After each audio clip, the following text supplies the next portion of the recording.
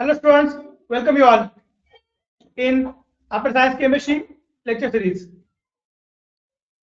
In previous lecture, we have discussed about lime soda method and we have started third method of softening of water, that is ion exchange method. Ions, cations and anions are exchanged. That is called as ion exchange method.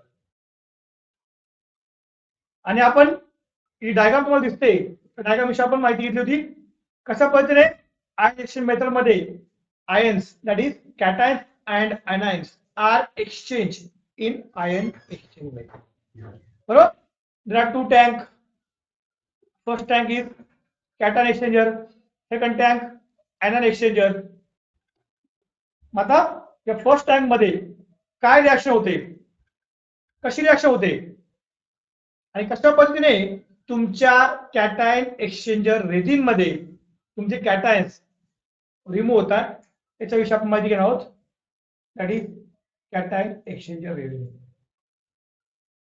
ठीक आहे आता resin काय करतोय हा जो cation exchanger resin असतो that resin symbol is R which is capable of exchanging cations काय करतोय हायड्रोजन आयन्स एक्सचेंज करतोय which exchange hydrogen ions that is RH2 plus cation म्हणतात फक्त कॅटायन दाखवत कॅल्शियम ओके मग वगैरे असे काय होते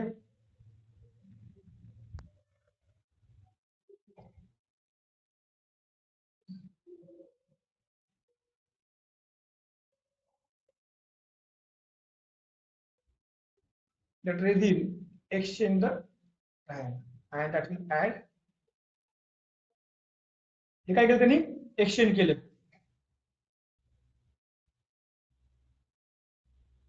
कॅल्शियम ऍड झाला हायड्रोजन रिमूव्ह केला कॅल्शियम ऍड झाला हायड्रोजन रिमूव्ह झाला रेझिन मतलब काय होईल जे काय तुमचा रेझिनचा जो बेड असेल रेझिनच्या बेडवर काय जमा होईल सगळं कॅल्शियम जमा होईल रेझिनच्या बेडवरती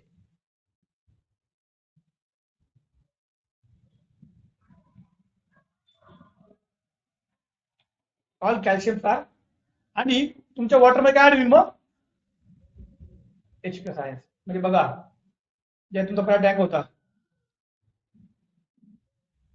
ठीक आहे सपोज दिस इज टँक आता तुमचा रेझिनचा बेड होता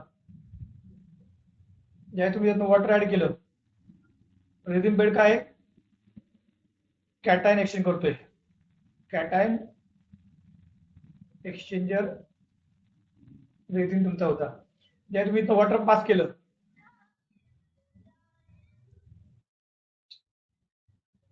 वॉटर एक्सचेंज केलं वॉटर पास केलं ज्यावेळेस ते वॉटर बेड मधून पास होईल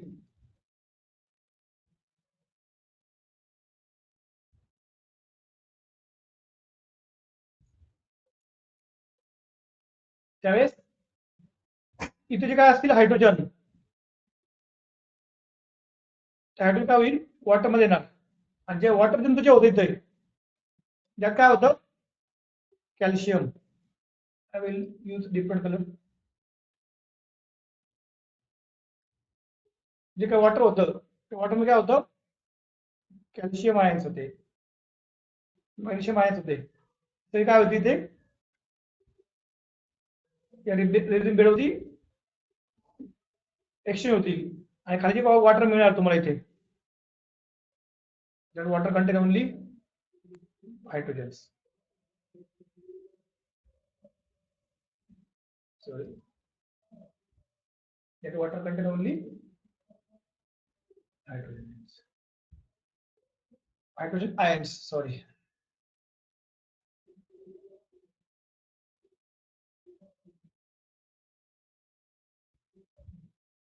झालं आणि मग हे वॉटर आपण इथे काय करणार आहे पुन्हा सेकंड टँक मध्ये आपण पास करणार आहे विच कंटेन anion exchanger जो काय करणार आहे anions एक्सचेंज करणार आहे.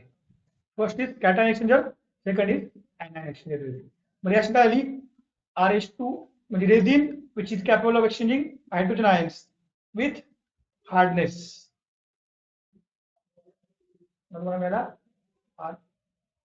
रिएक्शन आली. याचं बेड काय झालं रेझिन अजून रेझिनचा बेड आहे म्हणून resin plus calcium resin plus magnesium आज आपण मेन्शन केलेले. हा कुठे जमा आहे या रेझिनवरती जमा झालेला आहे म्हणून मी काय दाखवलंय रेझिनवरती कॅल्शियम. रेझिनवर सुद्धा काय होता हायड्रोजन होते, आता काय झाले कॅल्शियम जमा झाले, हायड्रोजन सगळे वॉटरमध्ये ऍड झाले इन कॅटायन एक्सचेंजर रेझिन. समजते? व्हेरी सिंपल रिएक्शन होती तुमच्या रेझिन सोबत झालेली. ठीक आहे. आता विद्यार्थी मित्रांनो after sometimes when all hydrogen ions are exchanged, सगळे हायड्रोजन आयन्स काय होईल एक्सचेंज झाले. आता आपण समजूया की सगळे हायड्रोजन आयन्स एक्सचेंज केले, हायड्रोजन आयन तुमच्या रेझिनवर आता शिल्लक राहिलेले नाही. when all hydrogen ions are exchanged with calcium or magnesium, then that capacity of resin to exchange that ions is finished, we can say exhausted. म्हणजे त्याची कॅपॅसिटी संपते anions sorry कॅटायन्स exchange करण्याची, कारण सगळे हायड्रोजन आयन्स आले संपले रेझिनवरचे, तर तो बेड काय होईल तुमचा एक्झॉस्ट होईल. अशा कंडिशन आपण काय होईल तो बेड आपल्याला पुन्हा रिजनरेट करावं लागेल. आपण बघितलं होतं जिओलाइट मेथड मध्ये सेम ज्यावेळेस ऑल आयन्स कॅल्शियम आणि मॅग्नेशियम आयन्स हायड्रोजन सोबत एक्सचेंज होतील आणि रेझिनकडे हायड्रोजन अवेलेबल नसेल एक्सचेंज करण्यासाठी, त्यावेळेस तुमची प्रोसेस काय होईल थांबेल, process is stop. In that case we have to again regenerate that resin. Resin तुम्हाला पुन्हा रिजनरेट करावे लागेल. Regeneration of resin is required. मग आपण डायग्राम बघितली होती, तर आपण बघितलं होतं की इथे आपला डायग्राम मध्ये आपण एक आउटलेट दाखवलं, इनलेट दाखवलं होतं. इथं आपण रिव्हर्स डायरेक्शनने काय पास करतोय रिजनरेशन इनलेट फॉर रिजनरेशन, त्यात आपण ऍड करतोय HCl. काय ऍड करतो आपण HCl आपण ऍड करतोय. मग आता HCl ऍड केल्यानंतर रेझिन बेड सोबत काय रिएक्शन घडते जेणेकरून तो पुन्हा रिजनरेट होतो. ती रिएक्शन बघा.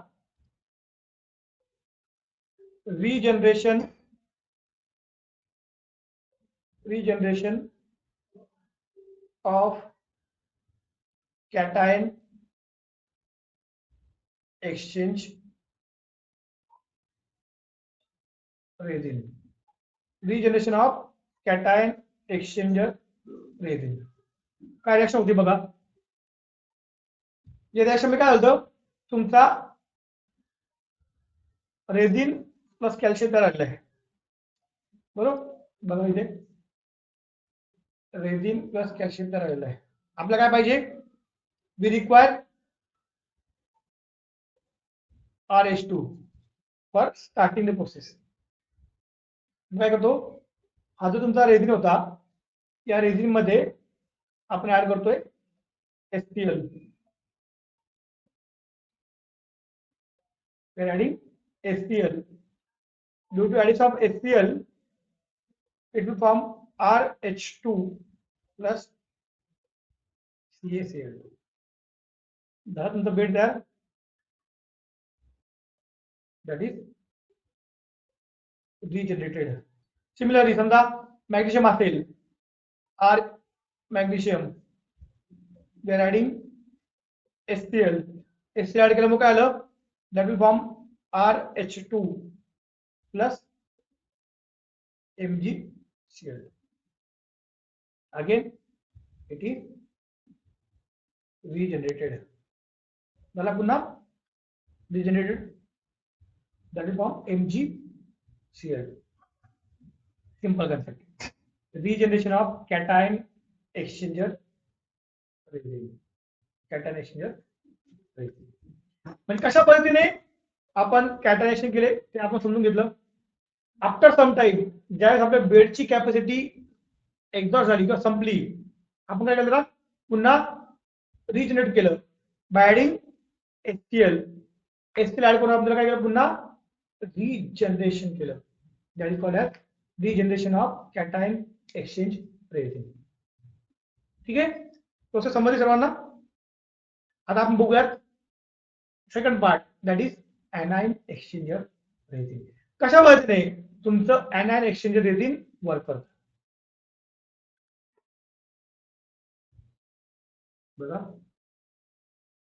आता तुमचं जे रेझिन आहे which is capable of exchanging anions, that is OH minus. Resin is capable of exchanging anions. म्हणजे काय anions आहे ते काय करतात, कुठल्या आयन सोबत, जे वॉटर मध्ये निगेटिव्ह आयन्स आहे SO4-2 त्यांना ते एक्सचेंज करतात. तर अशी काय होते बघा,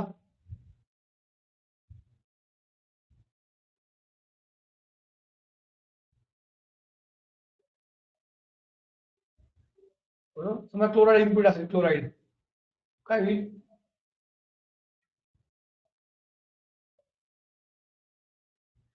that will form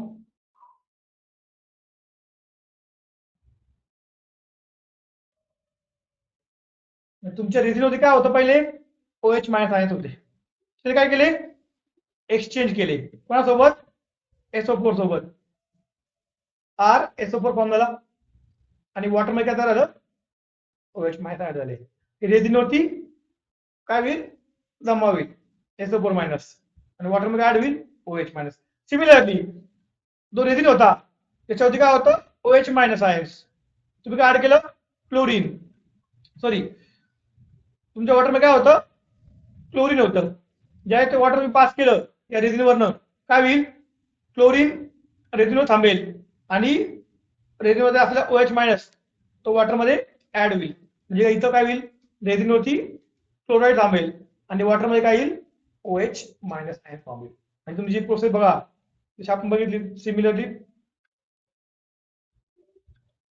जे आपलं कॅटायन एक्सचेंज रेझिन होतं त्यातनं वॉटर आपल्या इथं आलं सेकंड टँक मध्ये.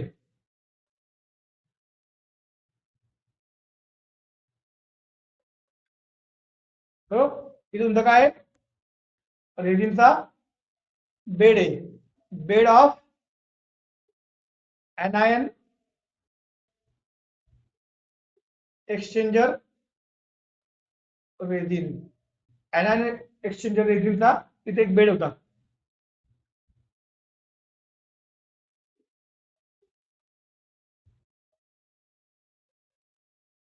That is the bed of anion exchanger.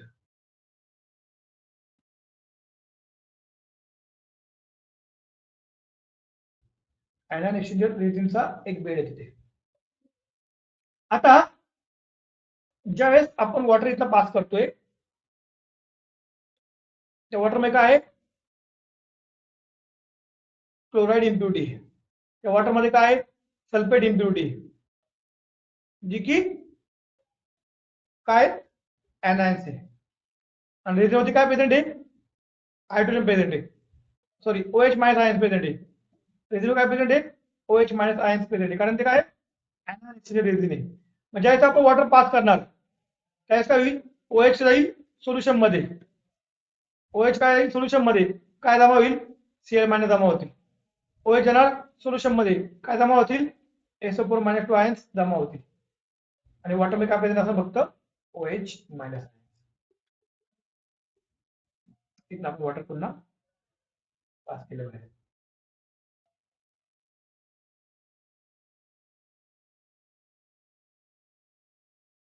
ठीक आहे.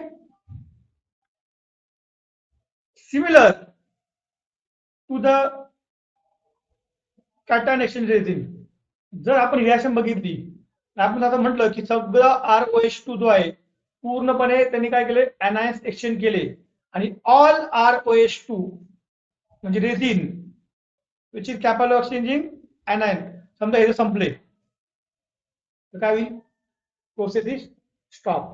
म्हणजे प्रोसेस काय होईल, स्टॉप होईल. आता काय होईल,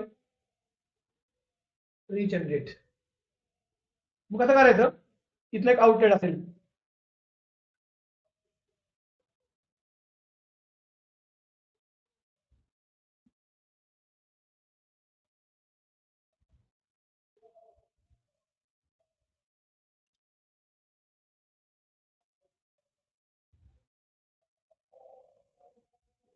इथे एक आपला आउटलेट आहे.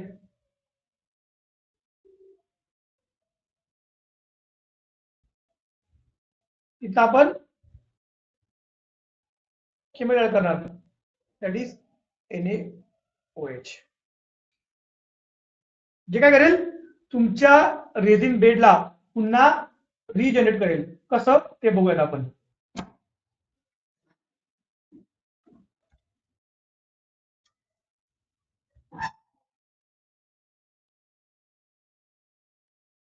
Resin contain all SO4 ions.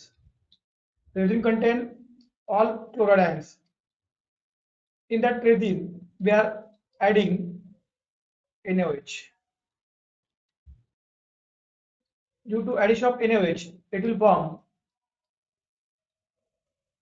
Na2SO4 plus resin, which is capable of exchanging anions.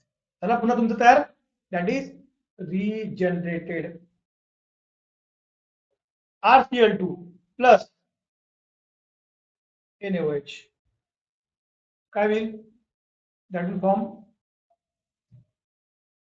NaCl plus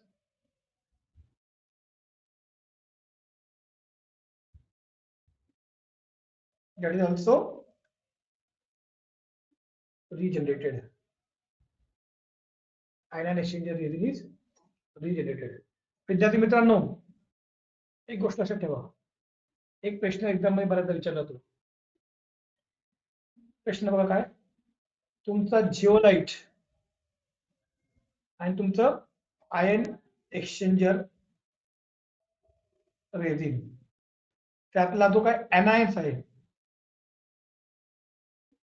जे काही एनायन्स आहे, त्या एनायनला एक्सचेंज करण्यासाठी आपण कुठलं केमिकल वापरतो, त्याच्यावर एक्झाममध्ये प्रश्न विचारला जातो. काय होता, जिओलाइट मध्ये आपण वापरत होतं ब्राईन सोल्युशन विच कंटेन 10% NaCl. इथे आपण वापरतोय NaOH वापरतोय. इथे NaCl वापरलं होतं, इथे NaOH वापरतोय. परत समजून घ्या. विद्यार्थी बऱ्याचदा कन्फ्युजन काय करतात, जिओलाइट मध्ये लिहितात NaOH आणि आयन एक्सचेंज मध्ये लिहितात NaCl. इकडे HCl, तिकडे NaCl. Cation exchange resin HCl, ion exchange resin NaCl. असं कन्फ्युजन मुलांचं एक्झाम मध्ये होतं. म्हणून लागतोय, जिओलाइट मध्ये वापरतो NaCl आणि anion एक्सचेंज रेझिन मध्ये वापरतो आपण NaOH. अगदी सोपी मेथड सांगतो, लक्षात ठेवायची. anion एक्सचेंजर रेझिन मध्ये ऍट द एंड तुम्हाला काय पाहिजे, ROH ट्वाइस पाहिजे, OH पाहिजे, तर OH, बरोबर नाही. काय पाहिजे तुम्हाला, OH मायनस आयन पाहिजे. NaCl टाकला तर पुन्हा OH मिळेल का, नाही मिळेल. तर काय लागेल आपल्याला, NaOH लागेल. एवढं जर लक्षात ठेवलं तरी तुमचं कन्फ्युजन होणार नाही. मग for regeneration of cation exchanger resin we require HCl and for regeneration of anion exchange resin we require NaOH. Cation साठी HCl, anion साठी NaOH आपल्याला लागते. परत समजतंय, कॅटायन आणि anion एक्सचेंजर रेझिन मध्ये. आता विद्यार्थी मित्रांनो, ऍट द एंड ज्यावेळेस तुमचं वॉटर ज्यावेळेस फर्स्ट टँक मध्ये पास होतं, नंतर सेकंड टँक मध्ये पास होतंय. फर्स्ट टँक मध्ये काय होईल, फक्त H प्लस वॉटर मध्ये ऍड होतील. इथं काय ऍड होईल, ओनली OH ऍड होतील, OH मायनस, बरोबर. इथे काय होतील, कॅल्शियम आणि मॅग्नेशियम आयन्स जे काय वॉटर मध्ये होते ते सगळे काय आले रिमूव्ह झाले बाय एक्सचेंजिंग. इथे काय होईल सेकंड टँक मध्ये जे काही अनायन्स होते क्लोरीन SO4-2 ते काय झाले रिमूव्ह झाले. How by exchanging.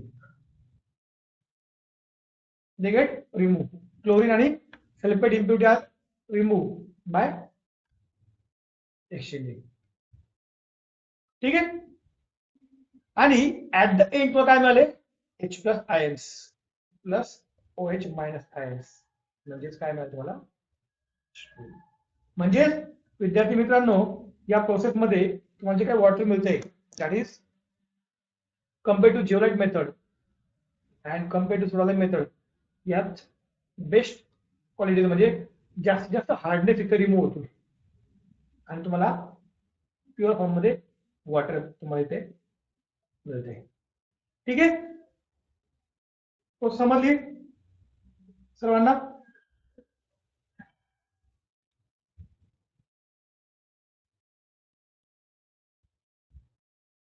Ion exchanger resin मध्ये काय आलं आणि कॅटन एक्सचेंजर रेझिन मध्ये काय आलं आणि रिजनरेशन साठी आपण काय काय यूज केलं. बरं समजलाय. आता याची डिसएडव्हान्टेज काय what is the disadvantage of this method. Diagram बघा तुम्ही कशी बल्कि म्हणजे जी काही तुमची इन्स्ट्रुमेंटची अरेंजमेंट आहे इन्स्ट्रुमेंट रिक्वायर मोर टाइम.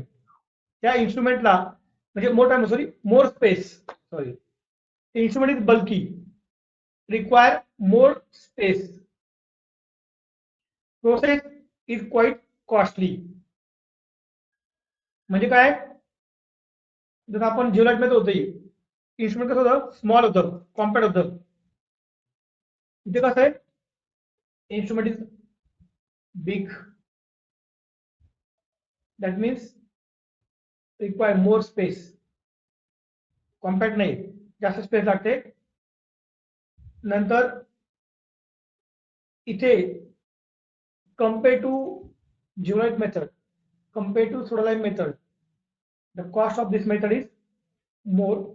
या मेथडची कॉस्ट जास्त आहे कम्पेअर टू जिओलाइट मेथड. आणि हे आहे तुमचे डिसएडव्हान्टेज. ऍडव्हान्टेज काय आहे आणि अजून डिसएडव्हान्टेज बाकी की जी काही ही मेथड आहे त्या मेथड टाइम जास्त लागतो compare to zeolite method. Time require is more. कारण पहिले कॅटॅन मधून जायचं पहिले कॅटॅन रिमूव्ह करणार मग एनायन्स रिमूव्ह करणार. That means it require more time to complete the process. आता हे झाले डिसएडव्हान्टेज. काय पहिलं स्पेस जास्त लागते कॉस्ट जास्त आहे. स्पेस जास्त किंमत जास्त आणि टाइम जास्त लागतोय टू कम्प्लीट द प्रोसेस. हे होते आपले डिसएडव्हान्टेज. ऍडव्हान्टेज काय आहे compare to zeolite method compare to soda lime method more hardness is remove by this method. जास्तीत जास्त हार्डनेस या मेथड तुमचा रिमूव्ह होतोय. That is advantage of this method. ठीक आहे. व्हेरी सिंपल मेथड होती. एकदा डायग्राम कन्सेप्ट समजली तर तुम्ही सहजपणे एकदम मिळू शकता. तुम्ही लकी आहात की तुम्हाला MCQ पॅटर्न आहे त्यामुळे तुम्हाला ही पूर्ण डायग्राम काढायची आणि पूर्ण प्रोसेस लिहायची गरज नाही. तुम्हाला फक्त रिॲक्शन माहिती पाहिजे काय होते रिजनरेशनसाठी कोणतं केमिकल वापरतोय ते माहिती पाहिजे. कॅटॅनसाठी कोणतं वापरतोय HCl. एनायनसाठी कोणतं वापरतोय NaOH. त्या केमिकल मध्ये कन्फ्युजन करायचं नाही. मुलांचा बऱ्याचदा कन्फ्युजन होतं आणि बऱ्याच त्याच्यावरती प्रश्न तुम्हाला विचारला होतो. ठीक आहे. विद्यार्थी मित्रांनो आता ज्या 3 मेथड होता softening of water zeolite method इकडे होती आपली सोडालाइट मेथड थर्ड होती आपली आयन एक्सचेंज मेथड. या तिन्ही method of softening of water we have completed. All these 3 methods we have completed. Zeolite, ion exchange and soda lime method, softening of water. म्हणजे विद्यार्थी मित्रांनो, at the end of this three method we get the water which is free from hardness, that is dissolved impurity of calcium and magnesium. ठीक आहे. आता हे झालं आपलं softening process बद्दल. आता आपण बघणार आहोत पोर्टेबल वॉटर ट्रीटमेंट. पोर्टेबल म्हणजे काय? जे पाणी तुम्ही घरात पिण्यासाठी वापरतात. Drinking water which we use daily. म्हणजे घरात तुम्हाला पाणी मिळतंय म्युन्सिपल कॉर्पोरेशन कडनं किंवा ग्रामपंचायतीचे पाणी मिळतंय, त्या पाण्यावरती काही ट्रीटमेंट केली जाते. कारण त्यात फक्त हार्डनेस काढून फरक पडत नाही, त्यात बॅक्टेरिया पण नकोय, फंगी अल्गी असेल, बरोबर, ते आपल्याला रिमूव्ह करावं. म्हणजे treatment of drinking water is also important. आता नेक्स्ट टॉपिक जो आपला आहे तो आहे portable water treatment. That means treatment of drinking water. Portable water म्हणजे काय? Water which is suitable for drinking purpose is called as portable water. Water which is suitable for drinking purpose is called as portable water. आता जे पाणी आपण ड्रिंकिंगसाठी वापरतो त्या पाण्याची काय आपल्याला काय काय क्वालिटी पाहिजे? सगळ्यात पहिली गोष्ट ते प्युअर पाहिजे. प्युअर म्हणजे काय? टरबिडी नको त्याच्यामध्ये, कुठली टरबिडी दिसायला नको, म्हणजे त्यात गाळ आहे किंवा माती आहे असं नकोय. दुसरी गोष्ट काय? त्या वॉटरमध्ये कुठलाही पण ऑर्डर नकोय. जर पाणी खूप स्वच्छ दिसतंय पण त्याला वास येत असेल, म्हणजे आपण शेवाळ असेल पाण्यामध्ये खूपच, तर पाण्याला वेगळा वास येतोय, ते पाणी तुम्ही पिणार का? नाही. म्हणजे कसं पाहिजे? It should be odourless, it should be colourless. कुठला कलर नकोय? कलर असला काहीतरी इम्प्युरिटी प्रेझेंट असणार, बरोबर. कलर असली म्हणजे इम्प्युरिटी प्रेझेंट आहे. म्हणजे काय पाहिजे? पहिली गोष्ट इट इज कलरलेस. दुसरी इट शुड बी ऑर्डरलेस, तर कुठली ऑर्डर नाही पाहिजे, कलर पण नाही पाहिजे, ऑर्डर पण नाही पाहिजे. आणि तिसरी आणि सर्वात महत्वाची गोष्ट, त्याच्यामध्ये कुठलेही बॅक्टेरिया नकोय. आपण बऱ्याचदा बघतो की पावसाळ्यामध्ये जे वॉटर डिसीज असतात, कॉलेरा, बरोबर, डायरिया, हे असे वॉटर बॉर्न डिसीज तुमचे पावसामध्ये दिसतात, कारण त्याच्यामध्ये बॅक्टेरियल प्रमाण जास्त असतं. म्हणजे विद्यार्थी मित्रांनो, जे वॉटर तुम्ही वापरताय that should be colourless, that should be odourless, that should be free from the bacteria. म्हणजे ते वॉटर कसं पाहिजे? स्टराईल वॉटर पाहिजे, तर ते वॉटर आपण ड्रिंकिंग साठी वापरू शकतो. मग आता आपण जे वॉटर ड्रिंकिंग पर्पज साठी यूज करतो, water which is use for drinking purpose should be colorless, odorless and free from bacteria. मग पहिली गोष्ट त्याची कलर रिमूव्ह करायचा आहे, ऑर्डर रिमूव्ह करायची आणि बॅक्टेरिया रिमूव्ह करायचा आहे. त्यासाठी आपल्याला number of method carry out करावं लागणार आहे. Number of methods, that is